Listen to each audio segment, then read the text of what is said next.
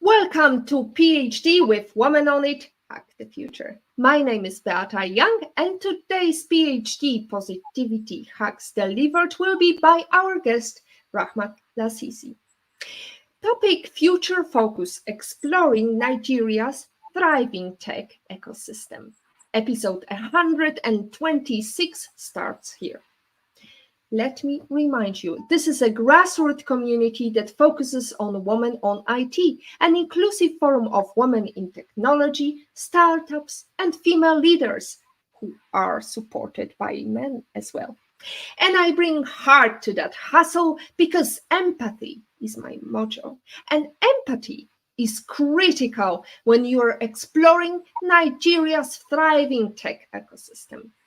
Before we go into our conversation, let me mention some people and great achievements of females in technology.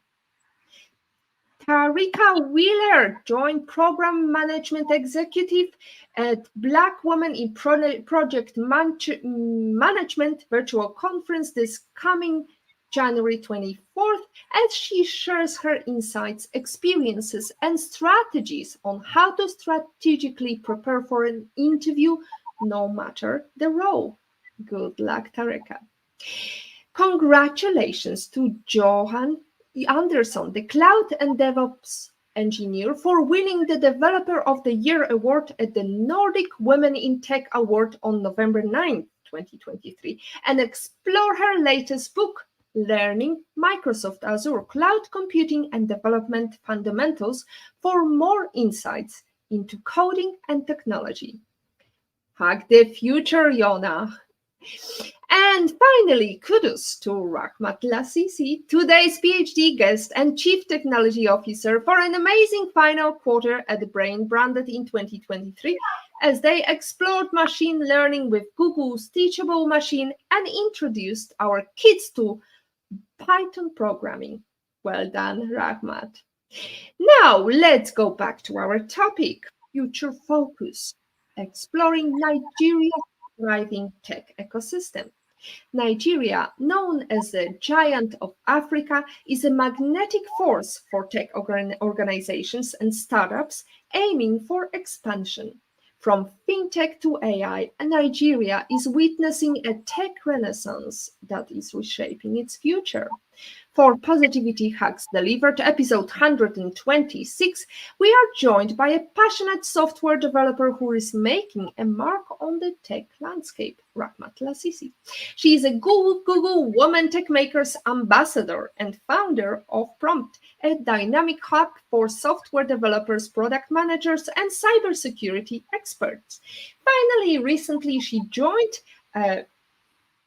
Apollo Global. Sorry, that's the latest achievement in her CV. She joined Apollo as a Chief of Staff Officer. Join us for conversation, ask questions, say hello, because it always helps women in tech, entrepreneurs, startups, and Nigeria as we are speaking. So, Rahmat, where in the world are you calling us from today? Thank you so much, Beata. I'm calling from Lagos, Nigeria. And I'm so excited to be here. It is exciting indeed. I'm so happy because it was Women Techmakers Google initiative that joined us together. And I'm so thrilled for our conversation today, especially given the fact that I've been working with startups since 2013 when I co-founded mission to run startups activities, and we are still looking into expansion in our activities, and I've been running mentorship programs and I've been mentor myself, so it's always so thrilling to hear about another awesome woman who is working in the field. So what attracted you to startups? Wow, it's all about what attracts me to startup is the ability to keep doing things, is the ability to take ownership, is the ability to believe in your idea, and you just won't catch any until you launch it. So being resilient, having that natural ability to take ownership and launch an innovation is what actually attracted me to startup. There you go. That's Rahmat in a nutshell. And we have got Olga, who's also passionate, and definitely we can see her comment. Yay, great to see you back, Beata. Looking forward to some great startup chat, Rahmat. There we go. Lovely to see you, Olga. And we need to mention the fact that there are not only great startups, but also great female leaders. Who should this world look at as a next big woman in tech from Nigeria? Or women, as the case might be, apart from you, Rahmat. Yeah, great. In Nigeria, we have quite a number of female um, tech leaders that are making waves, right? And they have been able to occupy different categories in technology, ranging from fintech to health tech to agribusiness, climate and change, name it. And they are taking ownership. They are turning out products. They are smashing goals. They are making amazing remarks. So, I mean, female are really trending, and it's not just in technology, but they take ownership. You would be amazed at what they do in the fintech space, which I was once there before moving into an innovation enabling environment. And we were able to do, build wealth, sort of build a platform that allows women, right, to build wealth, right, to have the culture of saving, to have the culture of being future conscious, to take ownership of their finances. So yeah, women are doing amazing in Nigeria. Any particular person to mention? Okay, so I would just straight mention Ifedero Simieti. I worked with her for almost 2 years, and then we built an amazing product called Economy App, and it's a fintech app. It basically allows women to save. What you just need is just to create an account, have your credit card attached to your profile, and then you set up your frequency of saving. And then voila, your wealth just keep accumulating. Whatever frequency you intend to set, you set it. Let's say in our denomination, it'll be 500 naira, 1,000 naira, if it is daily, if it is weekly or monthly, whatever you intend to set. You will be amazed that in a month you set 1,000. At the end of the month, I have 30,000 naira. I can then withdraw that, use it for a purpose, whatever. So it gives me financial freedom, right? And then we encourage women to build their own wealth. Look at that solution. That's amazing. So I'll just make reference of the very closest one that I was part of. There you go. I'm sure we can touch upon more during our discussion. If you know of a great female leader, not necessarily from Nigeria, you can always mention her on the chat. Just hit that chat button, start chatting to us, make a like, make a love, and the more comments we get, the more access to those underserved, those who are minorities, they will get their seat at the table. So speaking about the seat at the table, I mean, we keep talking, and this theme is quite apparent, whether it's speaking to women from US, Europe, we had some people from New Zealand appearing on the show.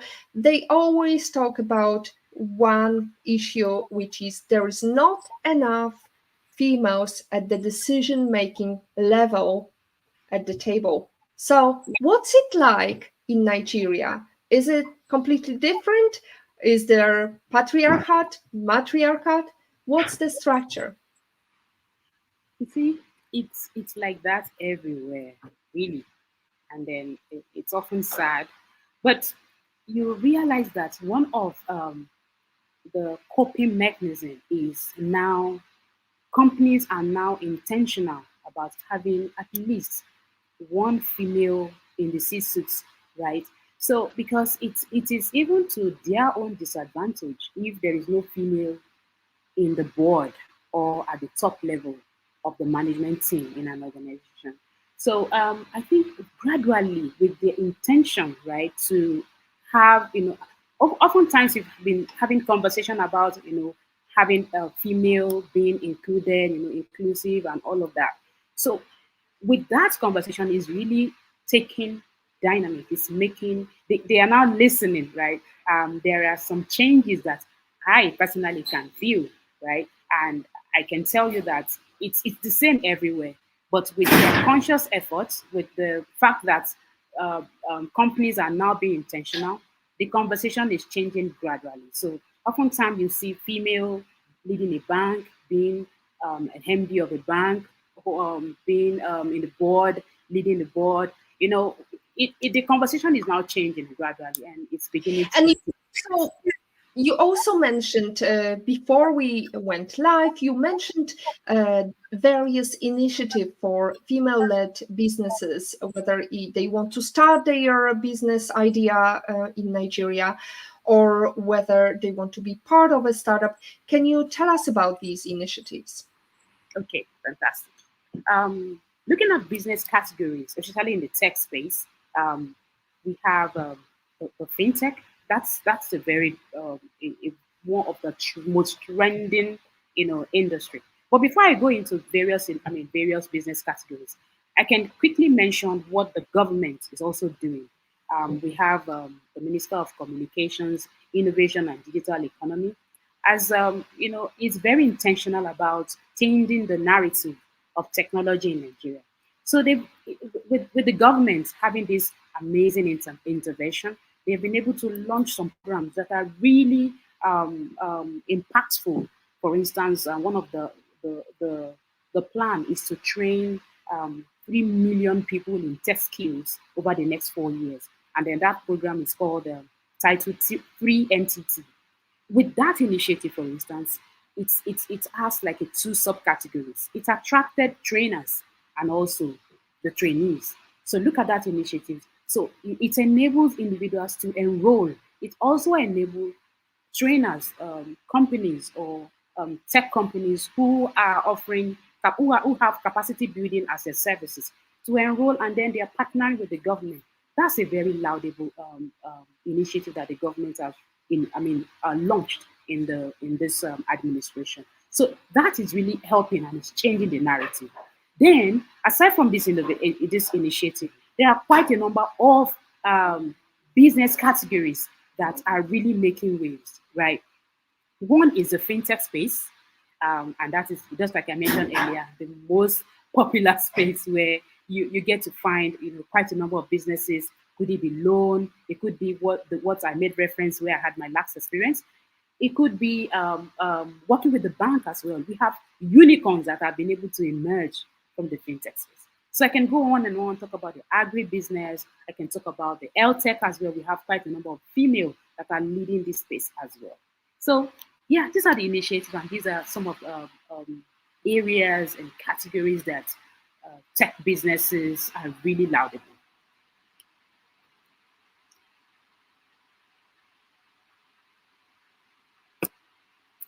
What are the unicorns in Nigeria? Sorry, I was muted.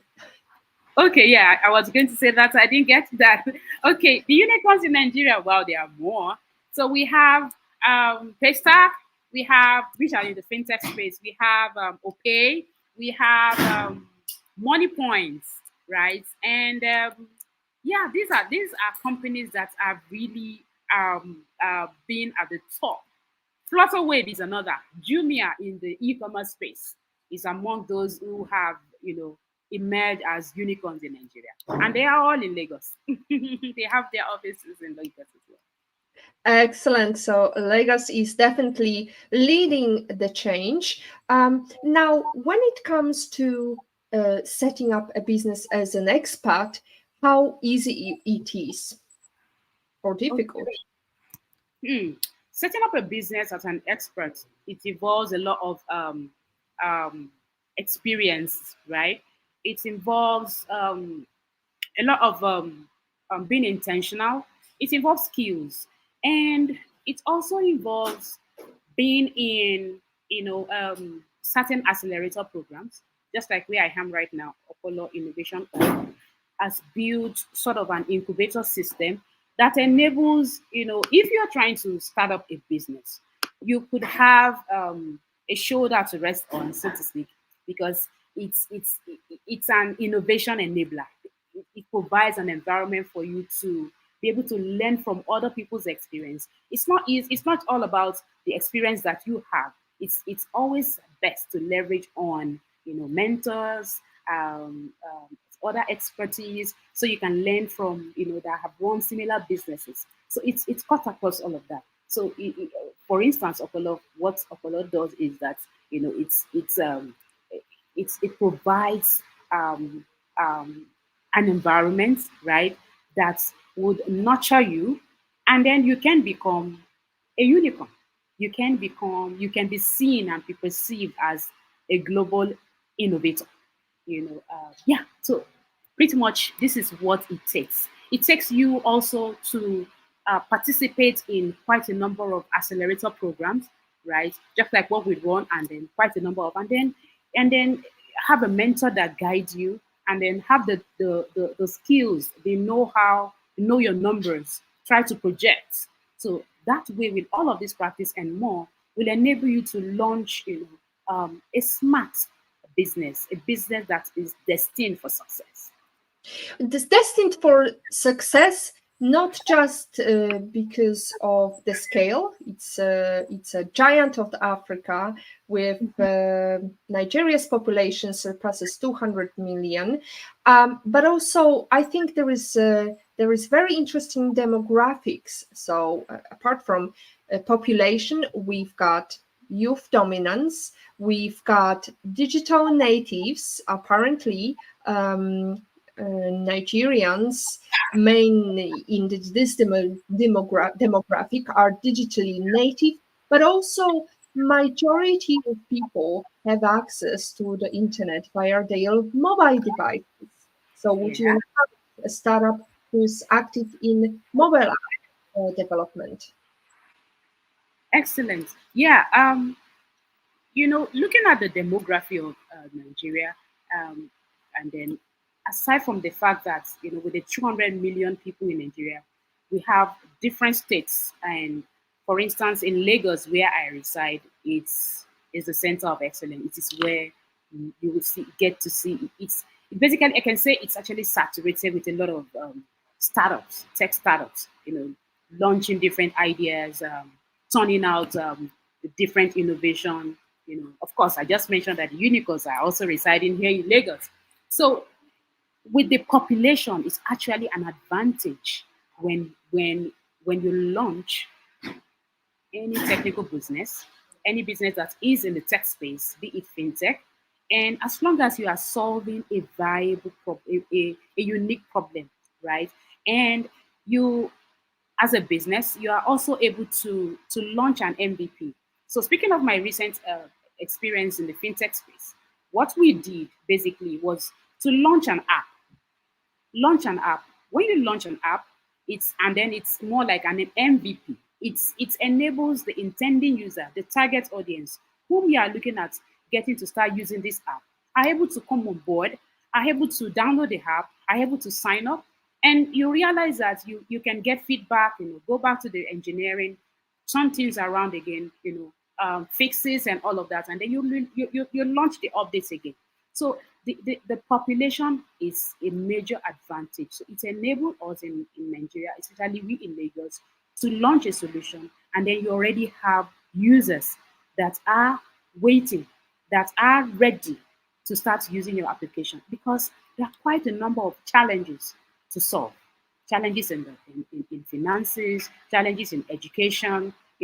Oftentimes, I will just quickly mention this. Oftentimes, you have talent here, and you realize that placement or having to work in a particular place where you dream of might be a tall order in terms of search and all that. But if you are being nurtured, by my organization, for instance, Apollo, would be able to fine tune you, improve your soft skills, and then ship you to where you can really work, right? Where you would be able to unleash a lot of creativity within you. So I would just say that with the population of Nigerians, with the population, especially in Lagos, I think we have about 50 million people in Lagos. I'm not so sure about the statistic, but we leverage on that. And then when we solve problems, we know that there are users ready to start making use of this app, this innovation, this solution, and then you realize that with your with your knowledge on numbers, you can turn out, you can respond to feedback, re-engineer whatever needs to, follow feedback, and then you keep the flow running. You keep the flow running. However, the question is about the talent. You mentioned the talent, and you mentioned the fact that government is going to invest into technology education. Yeah. Is there a talent pool available if you wanted to launch your startup and are looking for developers in Nigeria? Absolutely. For instance, we have quite a number of businesses have database of ready, refined talents that are specific. For instance, in technology, we have various tech stack. I can be good with C sharp, someone else will be good with front end, someone else will be good with different, all these tech stacks. So we have talents that are available, that are fine-tuned. Their soft skill is sharpened, their tech skills is on point, their portfolio is polished, that are available in Nigeria. We have quite a number of databases. And also at Opolo, we have that as well. And then you have recruiters from outside Nigeria coming to look for talents right here. And Hmm. they often get to cut away with a lot of talents from Nigeria. So we have a lot of talent right here. Excellent. And there is going to be more nurturing of talent in Nigeria. So tune in into our live stream to learn more. Now, question from Olga Vasina. What is the seed funding outlook like in Nigeria? Seed funding. Okay, thank you, Olga. So seed funding, it's we have, okay, let me start from looking at different organizations that turn out opportunities, right? There are investment companies, right? Venture capital, some are angel investors as well. They turn out opportunities, and it's often like you being a startup, there has to be a particular category. So oftentimes it could be in edutech, it could be in fintech. They want to hear from you. They want you to pitch to them. They want you to have a pitch deck, talk about your numbers. They want you to actually know what you're doing. So it could be that you've actually launched, and it could be at the very planning stage. So it depends. So seed funding, with when you are able to put yourself forward, and sometimes it comes like an application is a program, it runs for a particular period. So if you put yourself forward, have your business entered into this application, for instance, and you are selected, so it's pretty much you pitching your idea, and then you are able to get the backing. And I can tell you, you are even at an advantage being a female, right? And then being an owner of a tech business. So they actually want to hear. But oftentimes you realize that quite a number of females are not in this space. For those of us that are there, yeah, we are milking it because they really want to hear from female founder. And even if you're not the main founder, at least let it be that it's female, partly owned. So because the traction needs to change, the engagement also needs to be different. We want to hear more females. So as it is in Nigeria, it is all over the world as well that we don't have so much female founders or female who are putting themselves forward. But with all of this information available, all of this opportunity available, it's sometimes Google has even introduced a different seed funding application, basically to encourage female to apply, to put themselves forward. So in Nigeria, we have black-owned investment companies, venture capitals, angel investors, and they are doing fantastic when it comes to helping female-owned tech businesses accelerate. We've got a follow-up question from Olga. Thank you, Rahmat. So it is usual people go to accelerator and to incubator route in Nigeria, or do startups build in garages like in Silicon Valley classic stories? Good. Yeah. You see, we have both scenarios. We have hubs. We have hubs. We have hubs at different locations. Most of these hubs are privately owned. We also have hubs at Apollo. And there's a popular hub, the CC hub at Yaba in Lagos here. And we have a hub at different universities, Obafemi Awolowo University, that's in Oshu State. We also have a hub at Ikoyi. So these hubs is more like the garage that a typical example of the Silicon Valley, where you see various startups, right? They are able to, they can be in twos, they can be in one, and then they are nurturing, they are developing, they're working on their ideas. And with all of this hubs, it's actually an enabling environment. So easily they can be seen, they can be, incubated, they can be picked because they have the investors. Of course, the hub has so many activities. Investors are here. It could be angel, it could be VC. They are there. And then there are days, just this is me speaking specifically of the one we have at Ikoyi. There are days where we have the angel investors with us, right? And then we get to listen to it's a bit more like a pitch deck day or a pitch day, a free pitching day. So you come, you pitch your idea, you show us a deck if you have an MVP, if you're still in the planning phase, and then right there, if your idea is worthwhile, voila, we invest. So it's Voila. that So way or the other way. it's really easy, Olga. You just connect with Rahmat, and she's gonna guide you through. And also, if you want to read more, it's apollo.global. We're gonna put it in the comment section. You can follow up. But stay with us. We've got more to come in our discussion. Patrick, IPO in Patrick's opinion, is saying, great discussion. Clearly, a lot of emerging nations have been operating offshore development for overseas nations. Is this prevalent in the Nigeria tech scene, Rahmat? Okay. Yeah. You see, okay, let me just speak from a scenario. Oftentimes, we realize that both of our talent here, okay, are being shipped abroad, looking for greener pasture. And you realize that after some time, they make a U-turn, they come back, and they've gotten the experience that they need over there. And when they are here, they tend to turn out, amazing solutions. So it's pretty much the same, right? Where the way it's happening over there, and it's also similar to what we get here. So it's I hope I'm answering your question correctly.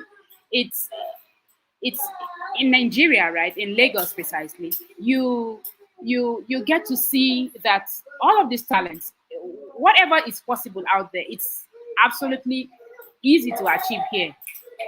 Absolutely easy to achieve here. Okay. So yeah, so pretty much that's Well, I guess it's also the human connection. They are lacking, they are missing their families, because I believe your culture is very closed family bonding, right? yeah. Well, give us more examples, because for example, in Poland, especially during the Cold War, we had lots of people leaving Poland, but not many coming back because there is so many opportunities that are so tempting that they didn't feel like coming back to their families in Poland. So I'm wondering, what's the dynamic in your country? Okay.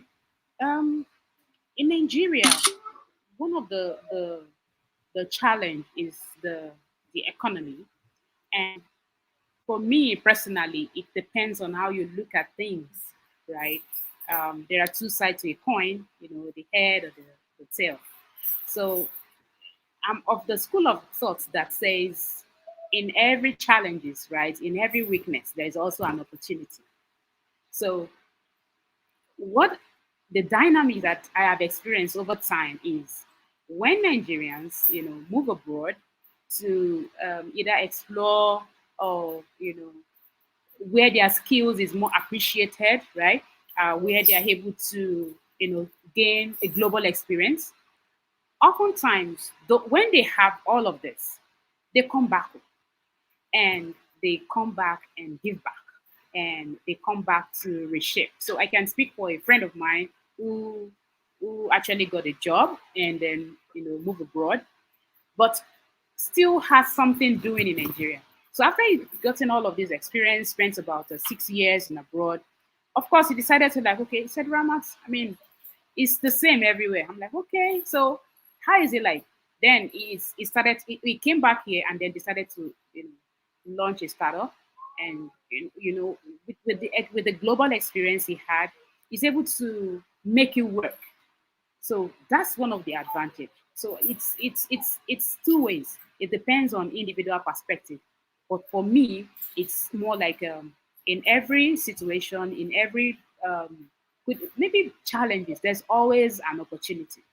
So it's There now is always opportunity, but also you mentioned you're not sure what the Lagos demographics is. The metro area population of Lagos in 2022 was 15 million, over 15 million people, with an increase of 3.54. Previous year it was 3.44%. So it's growing, it's fast, it's dynamic. But what about the infrastructure? What about the fiber connectivity? Because we've heard, we actually ourselves, Rahmat, we had some issues with the internet connection. It's not quite stable. It wasn't quite stable yesterday, but I guess you closed all the background notifications now. Everything goes smoothly. So yeah. tell me, are there still some areas where network is not penetrating Nigeria? So I would focus on Lagos, and I would tell you that from the statistic that you read, and from the way it was back in 2021, there's a whole lot of improvement. A whole lot of improvement. And I will speak for where I am. There are new innovation, new ways of ensuring that internet connectivity is stabilized. So right now we have 5G in Nigeria. I mean, it's the talk of the town. And with my mobile phone, I can have 5G connectivity. So the narrative is changing gradually. It's becoming better. And particularly in Lagos, where I am, it's way better. Although there are other remote areas where the choice of connectivity could be a concern, but then it's quite better.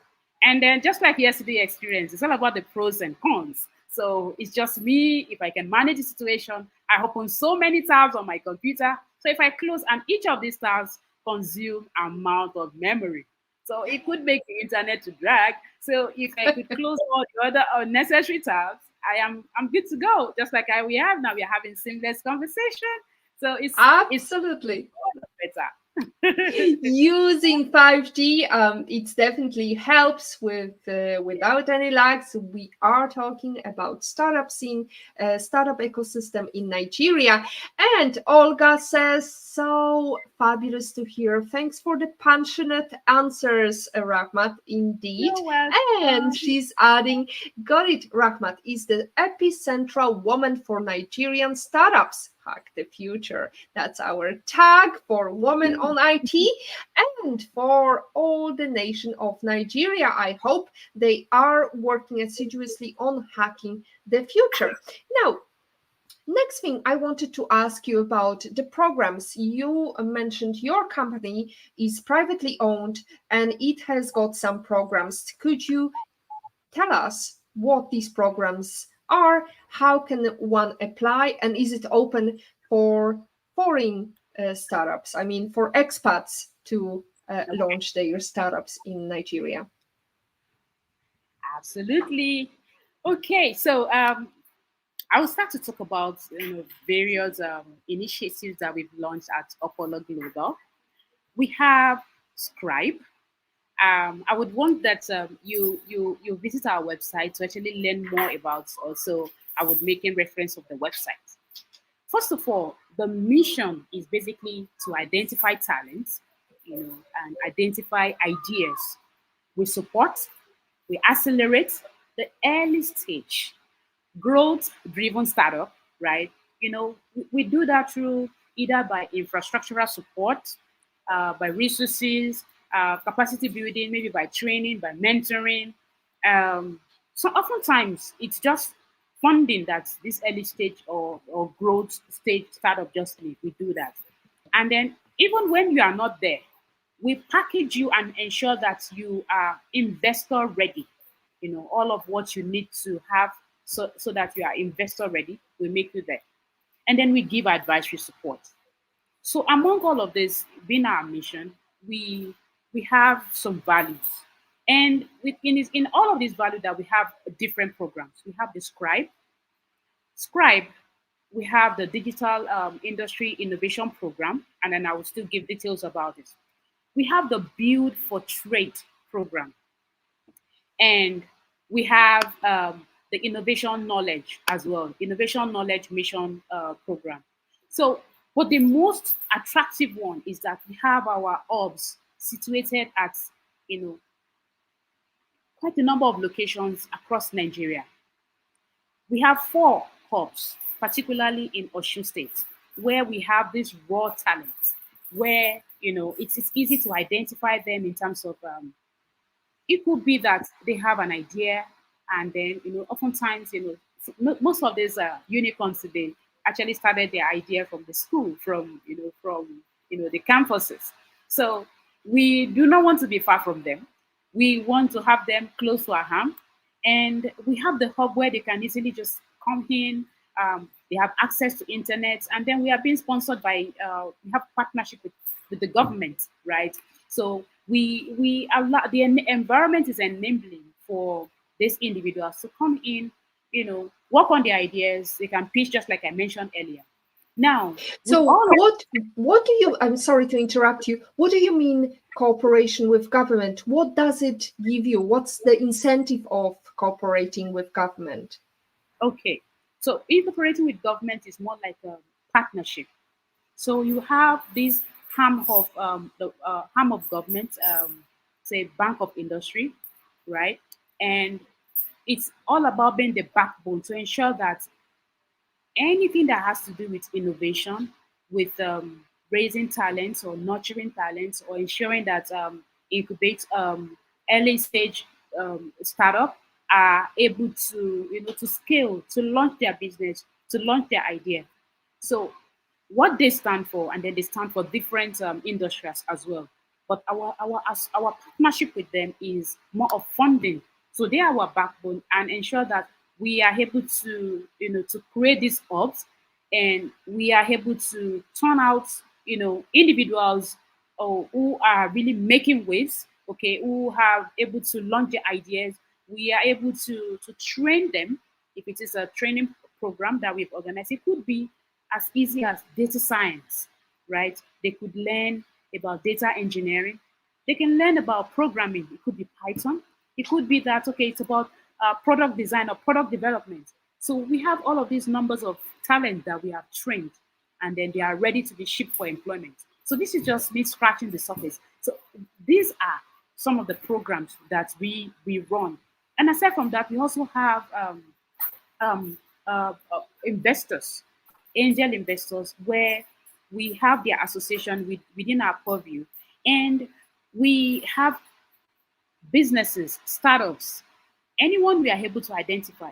So if we can poach a business if we see how they are performing, and then we can offer them that, okay, if you can pitch to our investors, we can help you to scale your business with X amount of funding, maybe $1 million, we can inject it to your business, maybe it's $2 million, we can inject it to your business. So these are the kind of initiatives where we, with different programs that we have, then we run webinars, we have a hub, we have a core working space where You can just, if you're looking for an office, you can just, come into our space, use our space, use our internet facility, and then you are able to think and work in a serene environment. So these and more. And you can work alongside of Rahmat. That's definitely the biggest incentive. Yeah, Now, yeah. Patrick says, thank you, Rahmat. He's asking, is the startup ecosystem hugely focused on Lagos, or does it stretch throughout the regions? Thank you, Patrick, for calling my attention to this. I like this question. It's not only in Lagos. In fact, the government is now intentional about other parts of Nigeria. For instance, there is an opportunity more like for those that are in Edo State to who have a technology-based businesses. In fact, there are some in Kaduna, different states in Nigeria. So because Lagos looks saturated, I'm in Lagos, but I can confidently say that there are other Oyo states, Oshun, just like we are not just only in Lagos, we are in Oshun, we're in the northeast, we're in the northwest as well. So there are other opportunities, there are accelerator programs, there are tech ops, there are tech companies in every part of Nigeria. So the opportunity is just endless.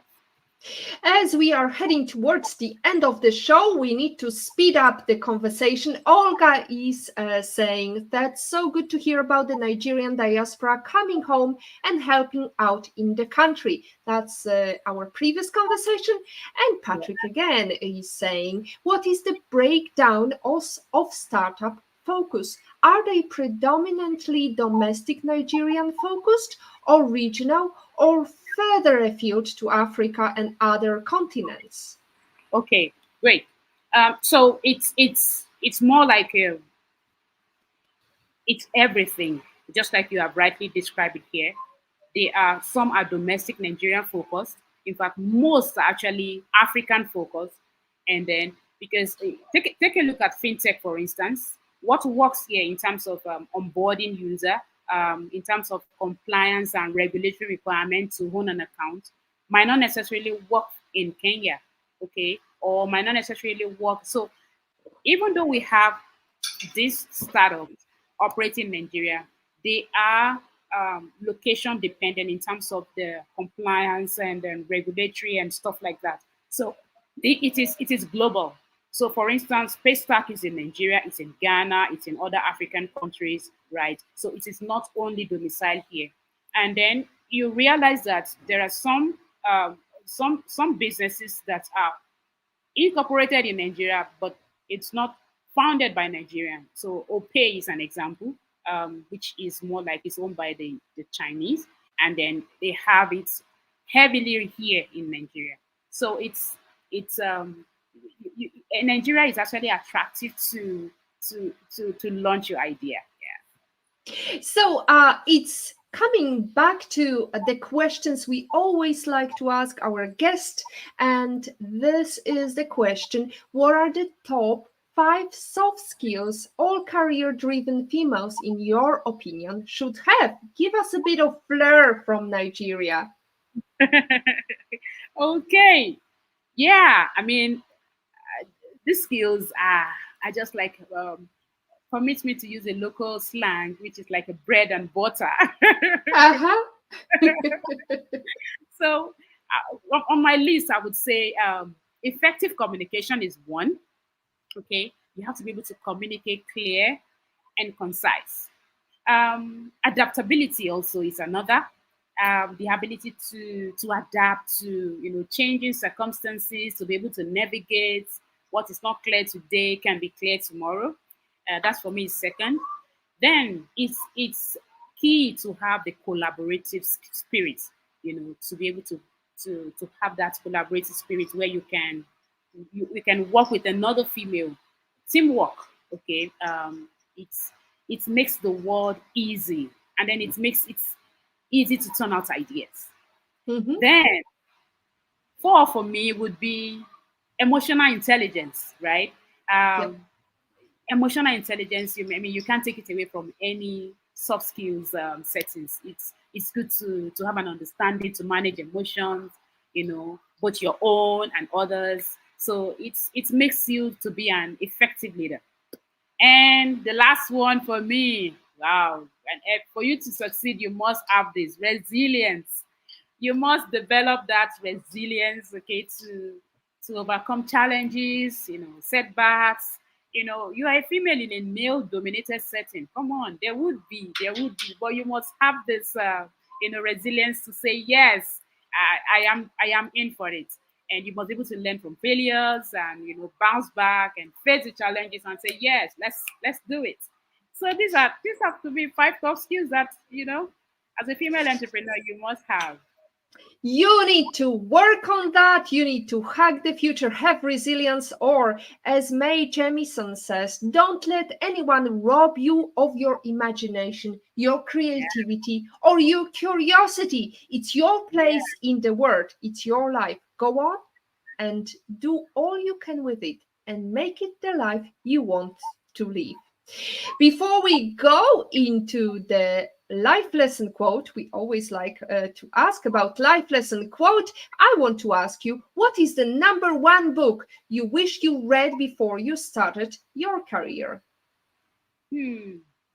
And that book is Nice Girls Don't Have the Corner Office. Aha. I really wish Nice Girls Don't Have the Corner Office. I wish I had read that book, you know, a long time, right? And when I read it, it gave me a clear perspective about, how to hone your career, like stand tall with career. Career is different from the girlish behavior. So you will be able to focus on the job and not take everything so emotional. Naturally we women, we are emotionally attached to things, but to be objective and take feedback as it is, and you know just respect the job, not attaching emotion to it. So it's not like being a girl, but being a woman, right? And then working and then being able to work with different people regardless of their background, regardless of their color, regardless of their beliefs, and you being able to get things done. So I wish I read that book earlier. It really gave me an eye opening on how to really be career focused. Because after all, as Susan Wojcicki says, the tech industry will be even more innovative and successful when we have more women building it. There you go. Now, another quotation. Eleanor Roosevelt once said, we don't know the true strength of women until we put them in hot water. So, in life, Rahmat, how are you in hot water? How are you brewing? Wow, that's a very, very hilarious question. At the same time, it's yeah. Let me just respond to it.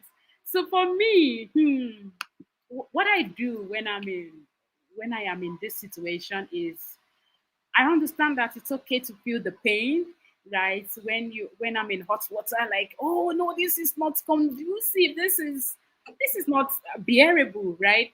And it's okay to cry. It's okay to feel down. But hey, girl, if you're out of the hot water, you clean yourself up, you know, do not what needs to be done and then get back to action. So it's a spirit of resilience. It's a spirit of, this is the focus. This is where I'm heading to. So and then vision board also helps to keep you focused, to remind you of who you are. So I mean that's what I would do in my case. I'm out of the hot water, I feel the pain, I cry, I'm sad, I feel, and then you know ginger and get back. Ginger is one of the slang we also use in Nigeria. So you ginger yourself and you're back up. Oh, ginger yourself, bread and butter. I'm just learning so much from you today. And I love that because it definitely goes with the resilience attitude. You add a bit of ginger to your tea or a bit of ice, cool down, and just deal with it. Now, it's time to ask our favorite question. What is your life lesson quote and how did it impact you? Mm. One of my life lesson quotes is I think I pick it's not a quote per se, but I picked it from the books I've read, right? Um, it's more about resilience. I can't really think of it at the moment, but it's more I about think resilience. I've got it. I've got it. I made a note. We've got it in our notes. Thank you, Racy. Maya Okay, Angelou.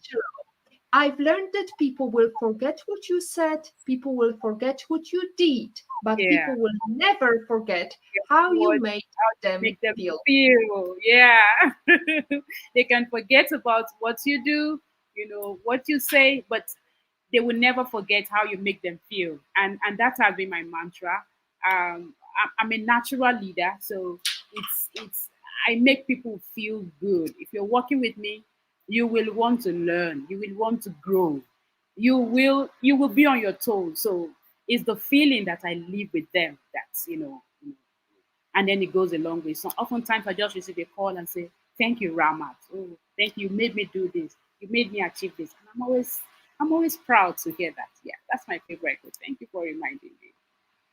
I love that, Ramat, because I kept telling you Rahmat, and now you're a people's person. Definitely didn't correct me. You just carried on because what matters is really the human connection. And we are having fun here. We are talking about the startup ecosystem, female entrepreneurs, and we are talking about what is important human intelligence, not so much AI or machine learning. It's the human intelligence that brings us together to be able to talk and jump sometimes from topic to topic, but have real good conversation. Now, let's imagine that you could meet anyone in the world for a private breakfast. Who would it be, and where would you choose to meet? Excellent. So this would be, you know, recently I just transitioned to the edutech space, which is why I'm now with Apollo Global. It's all about innovation, working with people. So I would like to invite, and it's still in Nigeria here anyway. So I would like to invite someone I have seen that I've admired, a female who has been doing that, and that is Wura. She is the executive director of Tech for Dev. I love what they've been able to do over time.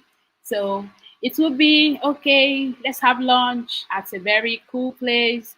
And then I would be able to hear from her and, learn from her experience, chat about life and how she's smashing all of this, winning, and able to, get these girls and turn out these numbers, being able to reach, a lot of location in Nigeria, not just limited to Lagos. So I'll be able to, tap from my experience and see how she's doing it. So Vura Oladepo, right? Yeah. Is that the name? Sorry, I'm not. I hope I'm not pronouncing it badly. But why would you choose her? She's executive director of Tech for Dev. You have written to me, but I'm wondering why do you believe she's such a great role model? Okay. Um, it's because she's able to do what I'm about to venture into in my locality, in my community in Nigeria. So it will be easy to learn from her experience. I'm sure she must have made mistakes, she must have done it wrong, and then she must. So it will be easy to learn from her, and and then it would be like I have a first-hand mentorship, in my locality, not even outside Nigeria, but within here, operating it here because it's not easy sometimes. But when you see someone who has done what you plan to do, it's just best to learn from them. Absolutely, you can definitely ask her on our behalf if you want. We can even ask her and give a shout out to her to make sure that she has that conversation with you, because there are so many women that want to support other women and men as well. And Yeah. that's what the importance of collaboration is all about, checking, asking, making that first step. The worst that you can hear is hearing no. And that's it from episode 126 of PhD Livestream. Thank you so much, Rahmat Lasisi. To stay updated and ensure you never miss a positivity hack delivered, follow Women on IT and turn on notifications to be alerted once a video has been released. Next week, the same time, Wednesday, 12 p.m. EST, 6 p.m. CET, that would be 6 p.m. your time as well in Nigeria. We are going to tune in with Pete Bombaci, tune in to talk about very important cause he's working on. Thank you so much, Rama. Thank you to our lovely audience who participated and asked question. Olga Vasina, Patrick Young, it's lovely to see you all. And there is my quotation from Maya Angelou: if you don't like something, change it. If you can't change it, change your attitude. And as always, our positivity quote comes from positive thinking only and goes: look for something positive in each day, even if some days you have to look a little harder. Today is your day to hack the future. Hack the positivity you want. Thank you so much for all your positive tips and hints, Ramat, and I'm looking forward to see emerging female entrepreneurs from Nigeria. Thank you. Thank you so much for having me. Thank you. Bye bye.